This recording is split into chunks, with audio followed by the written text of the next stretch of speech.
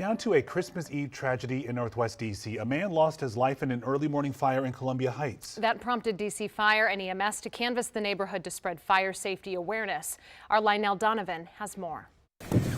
Christmas Eve morning, D.C. Fire and EMS pounded the pavement in Columbia Heights, hoping to spread awareness about fire safety. The need to keep residents informed stemmed from a tragedy that occurred overnight. We lost a life in a fire, and we don't want to see that happen anymore. Fire crews were called to the 1500 block of Ogden Street Northwest at around 1 this morning. Flames engulfed the first floor of the home, and firefighters managed to pull one person from the building. Despite life-saving efforts, the man was later pronounced dead at the hospital. Neighbors described the victim as a kind and nice man, but as sad as they are, they're also thankful the fire was put out fast. It could have been way worse because it was close.